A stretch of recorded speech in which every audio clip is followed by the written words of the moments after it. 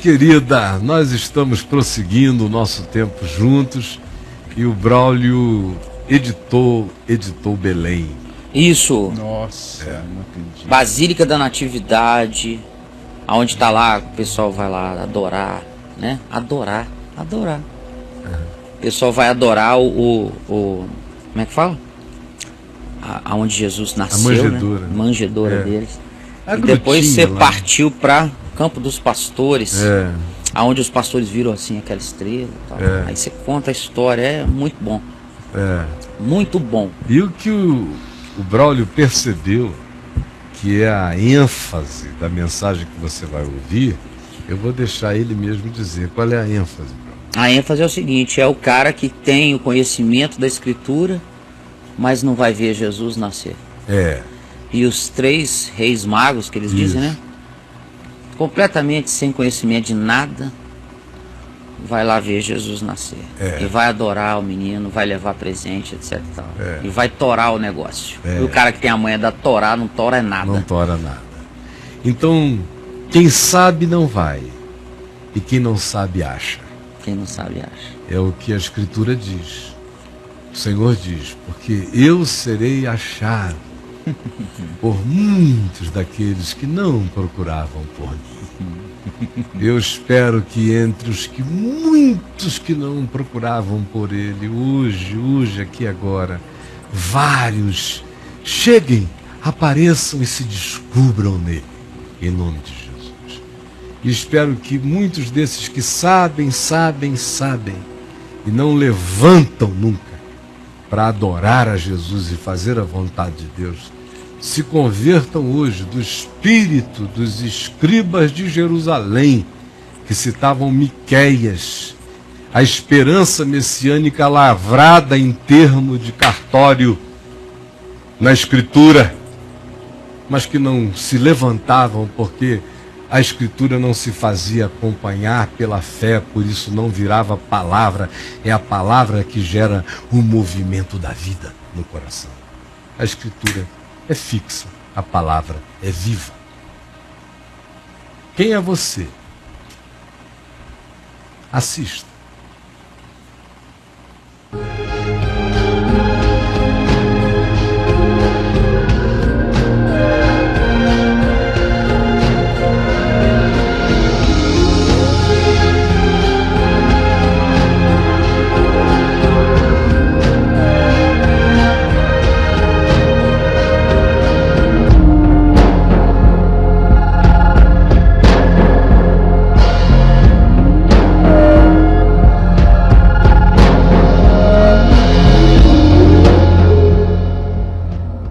Minha gente, nós começamos essa viagem em Istambul comigo falando sobre a diferença entre evangelho e cristianismo. E aqui em Belém, eu tinha dito a vocês que era um dos lugares em que essa diferenciação iria ficar bem explícita para vocês. Um dos lugares aonde isso fica assim chocantemente gritante, opressivamente expressivo, é no Santo Sepulcro, que é, lá em Jerusalém, um lugar que tem 98% de chance de ser arqueologicamente o lugar da crucificação de Jesus, e que se transformou à semelhança daquela serpente que Moisés erigiu no deserto, que era uma imagem que o próprio Jesus usou em João, no capítulo 3, dizendo de si mesmo e do que ele faria na cruz, tomando aquela imagem como empréstimo, ele disse: assim como Moisés ergueu a serpente no deserto, assim o Filho do Homem será levantado da terra, para absorver o veneno do pecado da humanidade. Ora, aconteceu isso e provavelmente, do ponto de vista histórico, arqueológico, o lugar tenha sido o Santo Sepulcro. Mas a semelhança daquela serpente lá do deserto, que se transformou algum tempo depois numa outra coisa, vocês lembram? Ela foi erigida e todo aquele que olhava para ela e cria no que Moisés propusera, era salvo do veneno das mordeduras das serpentes. Ela era uma simbolização de toda aquela calamidade que tinha vindo sobre o povo. Mas algum tempo depois, o povo que tinha sido curado por aquela expressão de fé, por aquela simbolização, na realidade eles não foram curados pela serpente, eles foram curados pela fé no fato de que o mal que os acometera estava sendo de algum modo transferido, projetado para aquele objeto simbólico.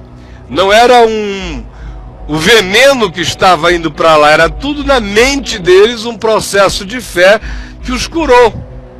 Mas algum tempo depois eles resolveram adorar a serpente e começaram a fazer cultos ao objeto. Aquilo que tinha tido seu momento santo, agora tinha virado em alguma coisa sagrada. Tinha se transformado numa relíquia, num fetiche, num objeto de adoração. E Moisés pegou a serpente e a esfarofou toda, a esfarinhou toda, a arrebentou toda, acabou com ela, porque ela tinha se transformado, na linguagem do Velho Testamento, em laço e armadilha para o povo de Israel. Do mesmo modo, assim como Jesus, historicamente falando, morreu na cruz, no lugar aonde hoje está erguida a Basílica do Santo Sepulcro, quando aquele lugar se transformou num lugar sagrado, e ele só foi transformado num lugar sagrado no quarto século, porque os cristãos originais tinham aprendido a lição de que não era nem em Jerusalém, nem no Monte Gerezim, nem em lugar nenhum onde se devia adorar, porque Deus é Espírito e importa que os seus adoradores o adorem em espírito e em verdade. Durante aqueles primeiros 300 anos da fé, nenhum dos discípulos de Jesus fez marcação sacra de nenhum lugar. Os apóstolos não transformaram o cenáculo do Pentecoste num lugar sagrado. O lugar da última ceia não foi adquirido por eles para ser um lugar venerado. A Belém, a gruta que era perfeitamente identificável naqueles dias, porque Maria vivia, ela poderia ter perfeitamente trazido os apóstolos aqui e dito: este é o lugar, venerem-no, adorem-no. Mas nada disso foi feito. Como o Monte Calvário, que hoje está sepultado sobre aquela basílica, e mais os destroços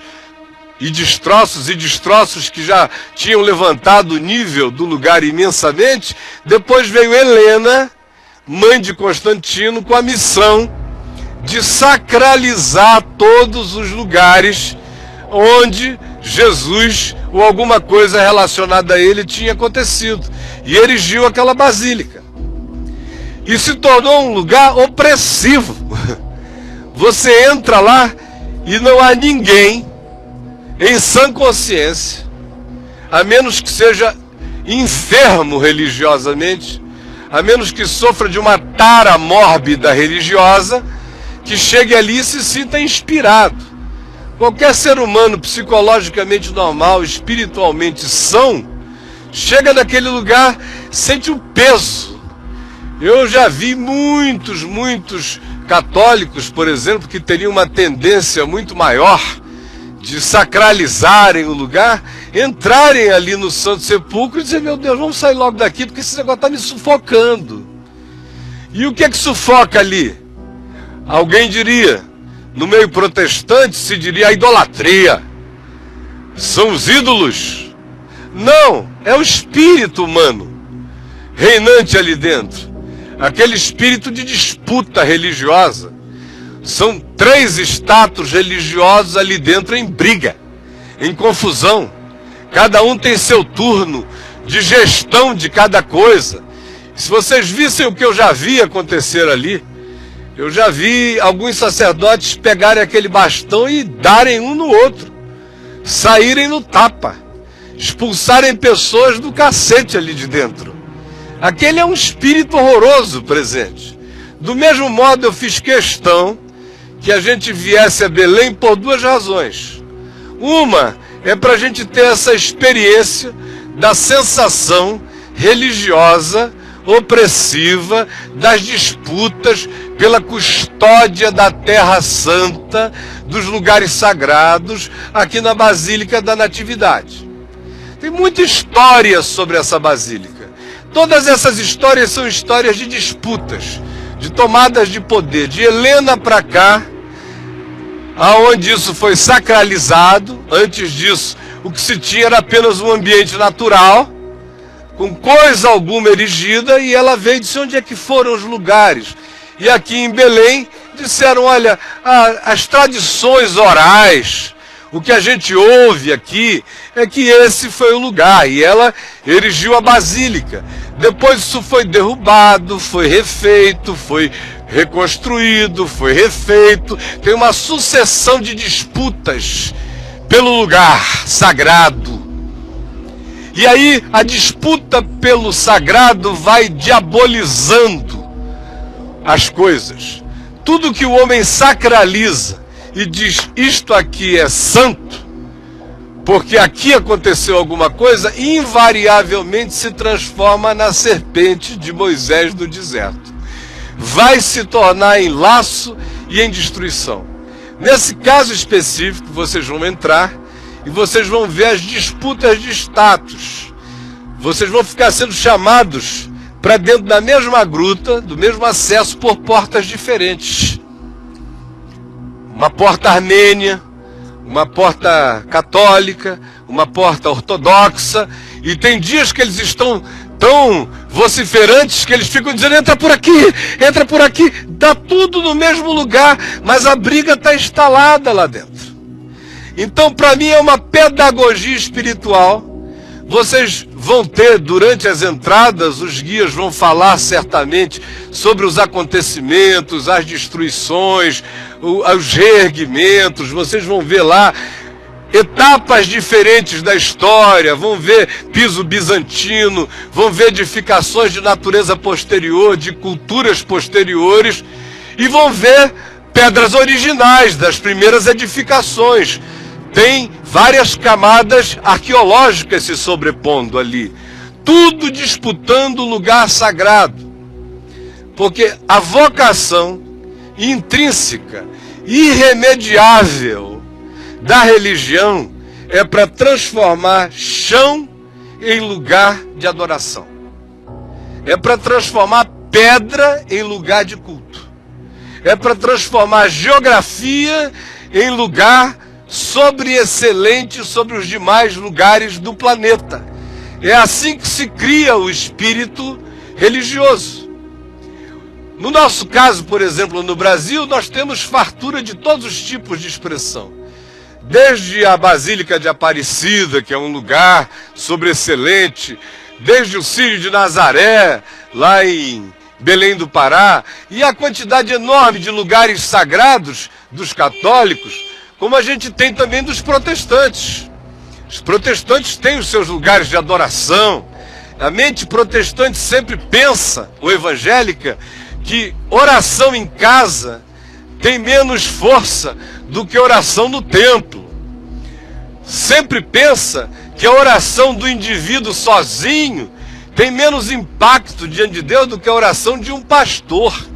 E se o pastor for uma celebridade, a oração, então, é muito mais poderosa.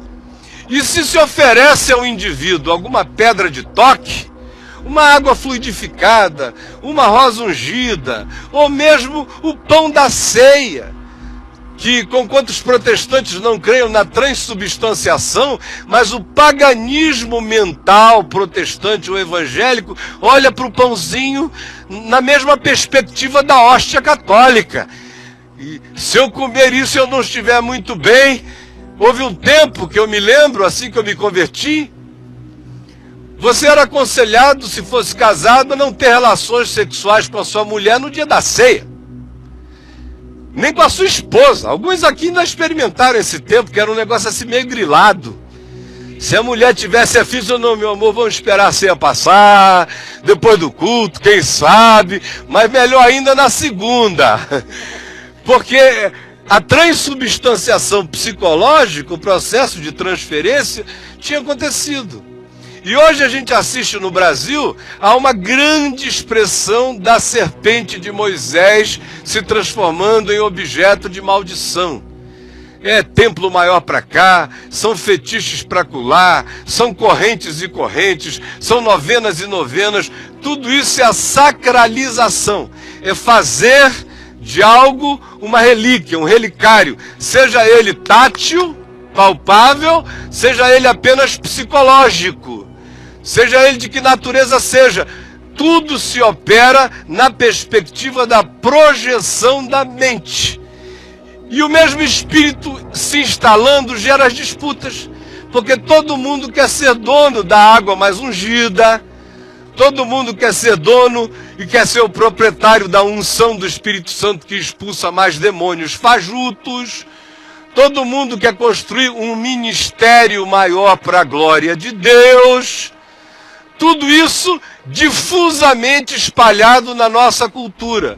Aqui, ilustradamente expresso num ambiente geográfico onde as disputas de status são visíveis, são explícitas, são perceptíveis. Aonde quer que tenhamos passado, de um modo ou de outro eu a ressaltei. Aqui eu estou pretendendo fechá-la na mente dos irmãos numa pedagogia linear, de entendimento. Uma vez que isso seja dito, eu não quero nem aqui orar e nem gastar mais tempo. De fato, nós vamos ter um tempo muito mais afável num lugar que não tem nenhuma edificação dessa natureza, que é no campo dos pastores, aonde a recuperação da cenografia, de uma topografia mais humana, mais natural, um pouquinho mais parecida com os tempos antigos, ainda está presente para engravidar a nossa mente com as memórias do passado.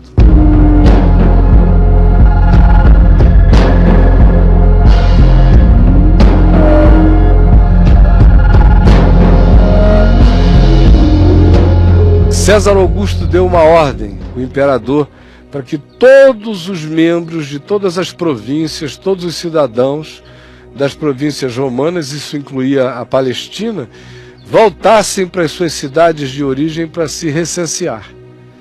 E José, que morava, depois daquele exílio no Egito, de 2 anos, morava em Nazaré com Maria, Jesus. Naquela época Jesus era um embrião, né? O exílio aconteceu depois.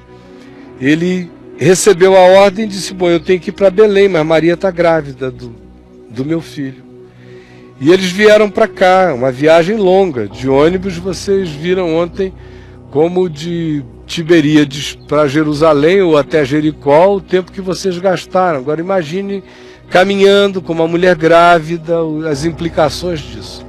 Chegaram aqui, como Belém era pequena, mas tinha muita gente que tinha nascido em Belém, ido morar em outros lugares, esse povo todo tinha voltado, então não havia hospedaria. E como a mulher grávida, vocês imaginem a agonia do coração desse marido e do coração dessa esposa e da fragilidade que os acometeu nesse estado de coisas, porta em porta, de lugar em lugar, sem conseguirem um abrigo, sem conseguirem um pouso. Não havia nenhum lugar para eles, em nenhuma hospedaria, e essa sensação de estar perdido na noite, no frio, com a mulher grávida, e você se sentindo impotente em relação a resolver a situação, foi de uma agonia imensa para eles. Até que eles resolveram que, não tendo hospedaria, eles encontrariam qualquer lugar. E procuraram ao redor. Provavelmente, aquele lugar que vocês acabaram de visitar, de acordo com as tradições mais antigas, não por nenhuma prova arqueológica, só por tradições. É diferente do Santo Sepulcro, que tem certas evidências arqueológicas, tem muitas até. Aqui não, tradições orais antiquíssimas apontam aquele lugar que não era daquele jeito, era um lugar singelo, como esse aqui ainda é um pouco, e como ele já foi bastante há 40 anos atrás.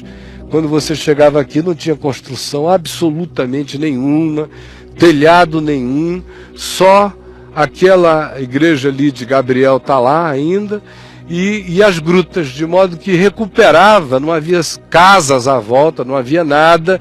Esse era o meu lugar predileto. Você chegava aqui, não tinha nenhum desses prédios, nenhum desses edifícios, parecia uma Palestina de antigamente, só com gramas, ovelhas, pastores. Eu ainda vi isso aqui tomado de uma singeleza enorme. Em qualquer direção que você olhava não havia nenhuma construção, só montanhas e algum verde. Então naquela noite, ali em cima, naquele lugar, provavelmente, onde havia uma pequena aldeia, mas não havia nada estruturado, e os pastores cuidavam das suas ovelhas, eles encontraram uma gruta, que hoje está toda marmorizada, horrorosa, é deprimente o lugar. Mas já foi uma gruta de verdade, singela, sem nada, rústica, como qualquer coisa natural, rústico é. E eles disseram, bom, então será aqui. E prepararam o ambiente inteiro. Não significa dizer que o lugar estava cheio de ovelhas, nem de coisas. Se estava, tudo bem, mas não necessariamente estava. O que se diz é que tinha um lugar de ovelhas manjarem, manjedoura, um lugar de comer, e muito feno, muita palha. Aí a solução foi essa. Maria entrou em trabalho de parto, dentro da gruta. José foi o parteiro, com tudo que uma gravidez implica. Nasceu a criança ali sem nenhuma assistência, e ele mesmo tem que ajudar a mulher a se limpar, e placenta, e tirar o menino, e envolvê-lo em panos, e o deitou numa manjedoura. E naquela mesma hora da noite havia uns pastores que estavam cuidando dos seus rebanhos nessa região, como era completamente natural. E aí uma milícia de anjos desceu dos céus, cantando e louvando a Deus, e dizendo glória a Deus nas maiores alturas e paz na terra, entre os homens a quem Ele quer bem. Algumas outras versões dizem homens de boa vontade. Tanto faz, Deus quer bem a todo homem de boa vontade. Todo homem de boa vontade provoca todo bem no coração de Deus. Não que Deus não ame a todo homem, mas provoca amizade, provoca intimidade, provoca aquela ternura singela do encontro de amor. De modo que eles ouviram e viram aquela manifestação celestial, e o anúncio de que tinha nascido na cidade de Davi o Salvador, porque Davi, o rei Davi, nascera também aqui em Belém, Efrata. E conforme dizia o profeta Miqueias no capítulo 5, profetizando a vinda do Messias, dizia: tu, Belém Efrata, que és dentre as cidades de Judá uma das menores, de ti sairá o guia, sairá o ungido, sairá o Messias, cujas origens são desde os dias antigos, desde os tempos da eternidade, mostrando a pré-existência desse que estava nascendo. Esse é aquele que é o verbo que se fazia carne. João iria dizer, 90 anos atrás, reinterpretar o acontecimento em termos gregos, dizendo: e o verbo se fez carne e habitou entre nós. E eles vieram, viram, adoraram, no coração mais simples e singelo que tinham, sem nenhuma teologia na cabeça, chocados por uma aparição de anjos. Vocês imaginem o que é. É infinitamente mais poderoso do que uma nave-mãe baixar no seu quintal. Aqueles anjos cantando, e vocês imaginem, meu Deus, até as unhas ficam arrepiadas numa hora dessa. É um choque de pavor adorativo, de temor extasiado, de invasão da celestialidade abraçando humanos e cantando e dizendo mensagens que indicavam a eles um lugar e a esperança das esperanças ganhando concreção ali. Eles vieram e adoraram. Algum tempo depois, já não numa manjedoura, já não na gruta, mas numa casa, diz o Evangelho de Mateus, porque José deixou aquela situação circunstancialmente. Eu tenho certeza que no dia seguinte ele saiu procurando algum lugar mais definitivo de pousada para ele, Maria e o menino. E ele achou uma casa. E ali naquela casa uma outra coisa acontece, porque olhem só, uns homens, uns sábios, uns magos, uns astrônomos, naquele tempo a astronomia e a astrologia se misturavam, e eles eram lá da Pérsia. Talvez tenham sido pessoas que tenham recebido influência de Zoroastro ou de algum outro pensador que tenha começado um processo filosófico naquela época, sem falar que os persas sempre foram evoluidíssimos do ponto de vista das suas reflexões. Eles criam em anjos, eles criam em principados e potestades, eles criam na dimensão invisível. Todas essas coisas estavam presentes na consciência dos persas.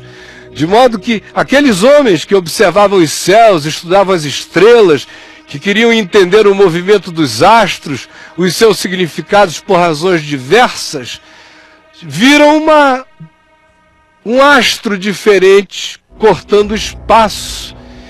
E disseram, esse astro não faz parte de nenhuma constelação. Ele é totalmente alienígena em relação ao mapeamento do céu. E no coração deles surge uma pulsão, surge uma inspiração mais forte do que qualquer convicção lógica. Uma certeza de que aquilo simbolizava uma esperança para a humanidade. E eles resolveram seguir como uns loucos desvairados aquela estrela, que certamente não era uma estrela. A gente, o Novo Testamento a designa porque o Novo Testamento trata a cosmologia com categorias do homem daquela época. Era assim que era entendido. Um corpo celeste era uma estrela. Pode ter sido qualquer outra coisa, desde algo materialmente concreto até simplesmente uma manifestação que, se analisada telescopicamente ou mensurada depois por radiotelescopia, não tivesse nada mais do que gás se movendo. Mas o fato é que isso não importa. Eles entenderam o sinal e, como loucos, seguiram o sinal. E o sinal os levou até Jerusalém. Quando eles chegaram em Jerusalém, eles foram direto até o rei Herodes. Vocês vejam que eles eram pessoas de um certo status, porque nenhum visitante chegava em Jerusalém e tinha acesso ao rei Herodes, o grande, poderoso, difícil de ser abordado. Mas eles devem ter chegado com um séquito. Eles deviam carregar toda a imponência de pessoas poderosas do Oriente, de modo que o rei os recebeu. E eles disseram, olha, nós viemos aqui porque nós estamos seguindo uma estrela. E no nosso coração essa estrela nos diz que está nascendo entre os judeus em Israel o rei, o Messias, o ungido, está nascendo. Aí Herodes ficou louco. Herodes era um dos maiores paranoicos que a história humana já conheceu. Paranoia dele, o medo dele de ser substituído como rei era tão grande que ele matou filhos para que os herdeiros não ficassem gulosos. Ele matou a mulher que ele amava, a Miriam, adorava a mulher, mas ele achava que ela não era completamente fiel ao ideário absolutista dele, ou que o filho que dela poderia proceder não viria a honrá-lo do jeito que ele esperava, ou manter a glória do seu nome, se enciumou do seu cunhado e o matou. Ele matou muita gente da sua própria prole, de tão paranoico que era. Quando ele ouviu essa história, ele entrou em pânico. E a história foi mais longe do que ficou presa e confinada ao ambiente do palácio. O texto diz em Mateus, no capítulo 2, que toda Jerusalém se assombrou com esta notícia. Aí Herodes chamou os teólogos, os estudiosos do Velho Testamento, os escribas. E eles vieram, e Herodes disse: olha, esses homens estão aqui contando essa história. Tem alguma base bíblica? Tem alguma base bíblica? Aí eles disseram: ah, tem. Aí abriram Miqueias, capítulo 5, e leram. Está aqui escrito. Ó tu, Belém, Efrata, leram o texto inteiro que eu já recitei a vocês. De ti me sairá o guia, o ungido, a luz, a estrela das estrelas, a luz das luzes, que é desde os dias da eternidade, que é antes dos tempos eternos. Aí Herodes disse: o que é que eu vou fazer? E agora? Aí disse: olha, faz o seguinte, é Belém, aqui pertinho, 5 quilômetros, vocês vão até lá, porque eu acho que vocês vão achar. E quando vocês acharem, me digam onde ele está e quem ele é, a que família ele pertence, porque eu quero ir lá pessoalmente, me curvar e adorá-lo. E os homens vieram, seguindo a estrela. Vocês vejam como não deveria ser uma estrela astronômica, mas muito mais um sinal, porque eles foram guiados até o lugar, à casa onde estava Jesus com seus pais. O que é indicativo de uma coisa muito mais sobrenatural como sinal do que de algo meramente astronômico, que não dá por GPS esse posicionamento. Você, olhando para uma estrela, ela pode estar em cima de qualquer lugar, por milhares e milhares de quilômetros de distância, mas aquela não. Para naquele lugar e eles dizem: aqui. E quando eles entram, eles veem José, Maria e o menino. E eles contam a história e o adoram, e trazem ouro, incenso e mirra, e o depositam nos pés da criança, entregam aos seus pais, e diz o texto de Mateus: e por divina advertência, voltaram por um outro caminho, porque perceberam que as intenções de Herodes eram malévolas e voltaram para sua terra. E nunca mais se sabe desses indivíduos, exceto por ficção e não por nenhuma narrativa que a Bíblia tenha contemplado ou dado prosseguimento. O que é que eu quero falar, embora eu tenha na minha mente desejado falar aqui para vocês um monte de coisas, incluindo episódios vinculados a esse acontecimento, mas o tempo é muito curto e eu quero ser objetivo.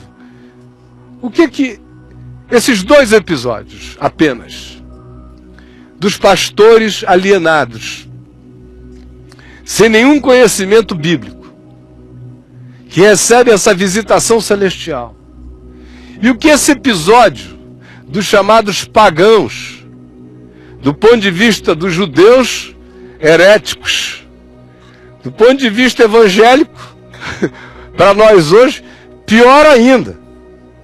Ninguém daria atenção a indivíduos que chegassem da Pérsia Antiga com observações astronômicas, astrológicas, com todo aquele background da cultura persa, dizendo que iria nascer o Salvador. O pessoal iria dizer: sai daqui, está amarrado em nome de Jesus, não é? Mas ainda não era em nome de Jesus, é em nome de quem vier, sai. O que esses dois episódios nos dizem fortemente sobre o significado da relação de Deus com os homens? A primeira, meus amigos, é que quem conhecia a Bíblia sabia citar o profeta Miqueias, sabia identificar na Escritura o lugar da profecia, sabia tudo sobre a Escritura, mas não tinha o ânimo de andar o caminho do louco. E eles não tinham nem que andar o caminho do louco, porque a Escritura lhes dizia em Belém. Mas a notícia chegou para os teólogos leram-na, interpretaram-na para Herodes e para os homens sábios do Oriente, mas nenhum deles se juntou a ninguém para vir até aqui. O que é uma coisa chocante e que nos revela o que acontece frequentemente quando a gente vai ficando cheio de Bíblia e sem paixão. Cheio de Bíblia e sem emoção de amor. Cheio de conhecimento da Escritura, mas nenhum movimento espiritual na direção da obediência. Quando a gente fica conhecendo muito a Bíblia, mas não tem o fogo da palavra na alma viva, no coração da gente. Que a ênfase grande que se dá é em doutrina, base bíblica, estudo bíblico. Tudo isso que eu faço desde criança, desde menino e farei até morrer, porque eu entendo que a revelação de Deus nas Escrituras carrega uma fundamentalidade absolutamente insubstituível. Mas ela tem que se fazer acompanhar do movimento da palavra viva. Entendi, andei. Compreendi, criei, me manifestei. Eu criei, por isso é o que falei. Eu sei, praticarei. Discerni, viverei. Do contrário, a gente simplesmente diz é lá, mas não vai a lugar nenhum. Outra coisa que eu queria que a gente, comparando com esses dois episódios, pensasse, tem a ver com a liberdade de Deus. Nas Escrituras está escrito, é em Belém. Agora, Deus não se limita às Escrituras. Deus é livre. Quem quiser um guia seguro para a vida, seguro mesmo, leia a palavra, leia as Escrituras a partir de Jesus e você terá a palavra de Deus no seu coração. Se você ler a Escritura a partir de Jesus, hoje tendo Jesus como chave hermenêutica interpretativa para todas as coisas que você lê, de modo que o que você encontrar na Escritura e Jesus estiver encarnado, está vivo e válido, é o guia mais seguro e prático e concreto que você tem de acesso gnóstico, de conhecimento, de aprendizado. Não para guardar como um amuleto, mas para ler, absorver e guardar no coração, de modo que vocês têm visto esses dias todos que muito poucas vezes eu fiz questão de ler um texto. Tudo que eu lhes disse está na palavra, mas eu preferi citá-la do meu coração para vocês.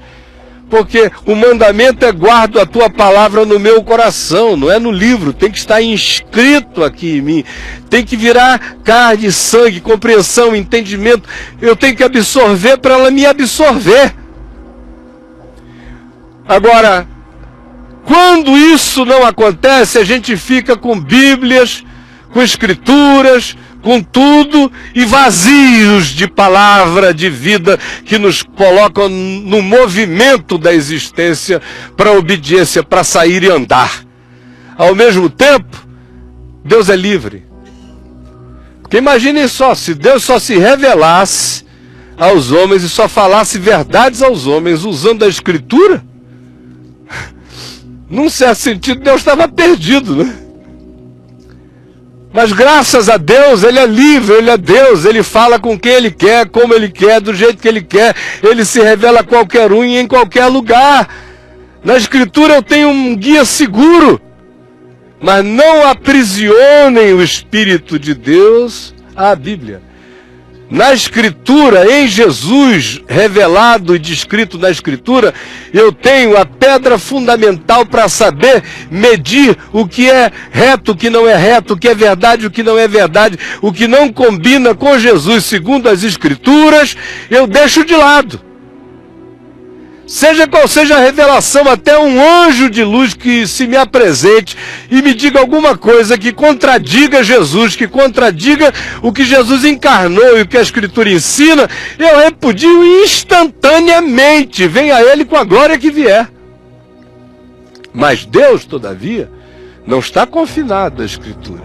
Ele fala coerentemente com o que ele revelou, e que é o absoluto pelo qual eu posso medir com segurança todas as coisas, mas mesmo que ninguém leve a Escritura, nem cite a Escritura, nem pregue para ninguém, ele é livre para se revelar das maneiras e os modos mais diferentes, até fazer uma estrela no céu, trazer homens do Oriente até esse lugar perdido da terra.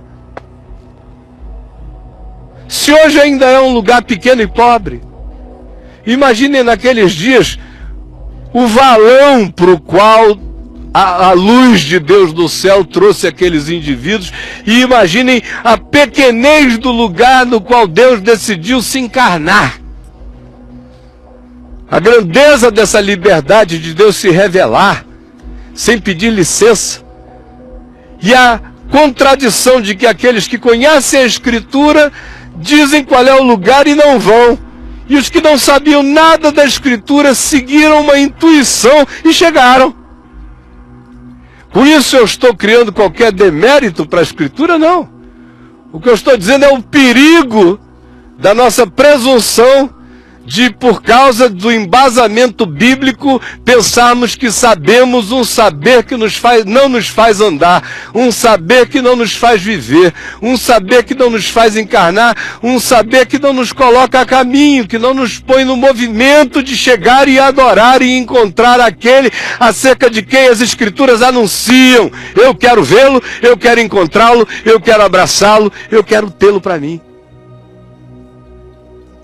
A segunda coisa tem a ver com essa liberdade de Deus ainda, que é capaz de violentar todos os nossos códigos e padrões do que significa ortodoxia. Porque Deus foi se revelar a esses caras totalmente estranhos e trazê-los até aqui, e eles chegam aqui com uma consciência que em Jerusalém ninguém tinha. Vejam como ele é achado por aqueles que não procuravam por ele. Vejam como ele se revela àqueles que às vezes não sabem seu nome.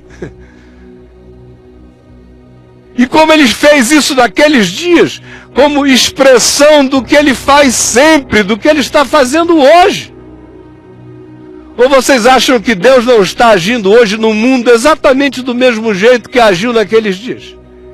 Ou vocês acham que não há pessoas na terra hoje recebendo luz em lugares, mesmo que elas não saibam quem é Miqueias, nem a base bíblica, nem qual é a informação, nem coisa alguma, mas receberam a luz, a revelação, e no seu coração não sabem nem explicar, mas acolheram e estão vivendo de acordo com aquilo que nelas penetrou, e que elas não têm nem código para dizer para ninguém o que é, mas elas sabem que é. Essa liberdade de Deus, dentre mais umas 6 coisas que eu gostaria de lhes dizer, mas nem o tempo nem a luz permitem, é que eu gostaria que vocês levassem aqui desse campo dos pastores. Caem aqui muitas das nossas presunções, especialmente as presunções religiosas. Aí você pergunta, por que você prega o Evangelho, Caio? Eu vou concluir em 5 minutos. Por que você prega? Por amor a Jesus. Lembram lá de Tiberíades, de Jesus com Pedro? Pedro, tu me amas? Gostas de mim? Gostas de mim? Me amas? Estás disposto a, para além do gostar, entregares-te a mim, para além de qualquer outro afago da vida, até contra os afagos da vida? Lembram disso aí? E o que é que Jesus disse após cada uma daquelas coisas? Então, pastoreia as minhas ovelhas. Porque eu prego o Evangelho? É porque eu amo Jesus. Eu prego o Evangelho porque eu conheço a boa nova, o bem que ela me faz. Porque eu sei que sem essa consciência, a vida não se torna possível em paz, em segurança. Sem essa consciência, o que existe é a grande possibilidade de que o indivíduo vive em tormento, em agonia, na ignorância, na descrença, como Paulo disse aos epicureus e aos estoicos lá no Areópago de Atenas. Ele permitiu que os homens vivessem e tem sido misericordioso e condescendente para com a ignorância humana. Todavia, agora ele notifica e nos manda notificar a todo homem em todo lugar que há um dia de verdade, há um dia de juízo, que há um dia de luz. E quem é aquele que é a luz que vindo ao mundo ilumina todo homem? Se essa realidade nos penetra, vocês vão ver a quantidade enorme de paz que vem ao coração. E vocês vão ver a alegria imensa que será daqui para frente compartilhar a boa nova com os outros, não por causa do inferno, mas por causa do amor. Por causa do céu em você. Por causa da paz de Deus que excede a todo entendimento em você. Passa a ser uma impossibilidade não fazê-lo. Passa a ser algo que você já não tem mais como controlar. É uma fonte que jorra para a vida eterna, quando de fato penetra você. Não há mais negociações, não há mais barganhas a fazer, simplesmente é. E eu concluo aqui com o ambiente ficando cada vez mais escuro. Estou vendo ali o Fernando tentando dar ganho na câmera, o Braulio assim meio preocupado. Mas não tem problema, o pessoal na VMVTV vai me assistir na silhueta. A voz eles estão pegando com muita clareza, isso é que importa. Eu concluo aqui para vocês dizendo isto. Saiam daqui e anunciem o Evangelho, não por causa de nenhuma motivação que não seja amor. Saiam daqui e saibam que não é prerrogativa sua determinar quem é de Deus nem quem não é de Deus, porque Deus é livre para chamar os homens através dos meios que Ele queira, das formas que Ele queira, onde quer que Ele deseje, sem dar explicação para ninguém. Saia daqui sabendo que a igreja tem muitos aos quais Deus tem. E Deus tem muitos aos quais a igreja nunca conheceu nem conhecerá. Fique sabendo que muitos são aqueles que virão do norte e do sul, do oriente e do ocidente, tomarão a mesa no reino de Deus, enquanto muitos presunçosos filhos do reino ficarão deixados de fora, porque estão sentados na mesa de Herodes, citando o profeta Miqueias, sabendo tudo de cor, sem fazer um movimento na direção de irem adorarem, amarem apaixonadamente aquele cuja luz lhes tenha vindo. É o perigo de se ter escritura sem luz, de se ter Bíblia sem Jesus, de se ter todo um aparato religioso sem Deus. Enquanto os pastores que aqui estavam e que nada sabiam, receberam uma revelação e não discutiram com ela, não perguntaram e não disseram, será que nós somos homens de boa vontade? Será que Deus nos quer bem? Não viraram calvinistas e disseram, somos eleitos. Nem disseram, não viraram arminianos e dizendo, os anjos vieram porque a gente tem boa vontade. Não, eles simplesmente foram. A mesma coisa, os homens que vieram da Pérsia, era só uma luz estranha. Mas era diferente de tudo. E eles seguiram no coração. Chegaram aonde deveriam chegar.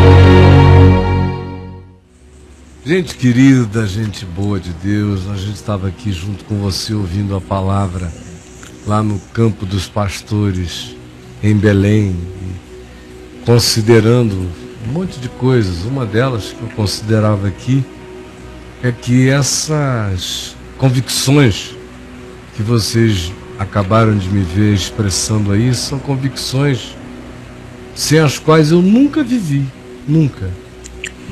Eu já me converti crendo do jeito que eu falei aí. Quando eu tinha 20 anos de idade, foram me ordenar ministro presbiteriano e mandaram eu escrever uma tese. Eu escrevi sobre isso aí, aumentado, mas era isso aí. Quem me conheceu esses 41 anos pregando o Evangelho, conheceu uma pessoa motivada por essas motivações aí, por nenhumas outras motivações, por essa. Agora, eu estou aqui há 41 anos, não foi ontem não, ardendo pela mesma motivação, mesmo poder, mesmo amor de Deus me provocando, e só o amor de Deus me provoca. Eu sou uma pessoa em relação à qual ou o amor me converte ou nada me converte. Tente tocar terror em mim para ver o que acontece. Tenta. Medo. O quê? Ou me seduza com o quê? Com grana? Bosta. Ou é o amor de Deus que me esmaga, ou eu já passei dessa. Até como ser humano, sabe? Ou Jesus é exatamente como ele é, como a Escritura revela, ou qualquer outra alternativa acerca de Deus já era para mim. Não existe Deus possível que não seja Jesus dizendo: eu e o Pai somos um, quem me vê a mim vê o Pai. Agora, o que é que eu quero ressaltar? Acima de tudo, à luz de tudo que você ouviu há pouco, tanto em Belém como lá embaixo no Campo dos Pastores por último. Eu quero dizer a você e pedir que você pense qual a relação que existe na sua vida entre conhecimento bíblico e conversão, transformação, mudança de vida. Ou seja, na sua vida, ter tido o privilégio de conhecer as Escrituras, os Evangelhos, o Novo Testamento, os profetas, produziu o quê? Gerou só um religioso, gerou um crente, gerou um fanático, gerou o quê? Em outras palavras, o conhecimento bíblico que você adquiriu levou você a prostrar-se em adoração a Jesus e obedecê-lo? Essa é a minha pergunta. O que você chama de conhecimento bíblico levou você a prostrar-se em adoração, obediência e seguindo Jesus pelo caminho novo que ele propõe? Responda. Porque os que conheciam as Escrituras e que responderam aos sábios que tinham vindo do Oriente sobre qual seria provavelmente o local, citaram o texto de Miqueias 5. Sabiam. É em Belém. Está escrito. Agora, quem não tinha esse conhecimento já vinha seguindo desde o Irã, desde da Pérsia. Sabe lá o que chão é esse? Seguindo uma luz. E não sossegaram enquanto não adoraram, e em tendo adorado, prosseguiram pelo caminho que lhes fora indicado por divina advertência. Continuaram sem Escritura, mas recebendo divina advertência. Que coisa interessantemente linda. Eles vieram sem Escritura, passaram em Jerusalém para se informarem. Quem sabia a Escritura deu a informação. Quem deu a informação não foi adorar Jesus, mas quem não tinha informação chegou lá. E uma vez chegado lá e tendo adorado, por divina advertência, seguiram por outro caminho. Porque Deus, que falara com eles já desde o início, continuava falando com eles agora, porque Deus fala com a gente.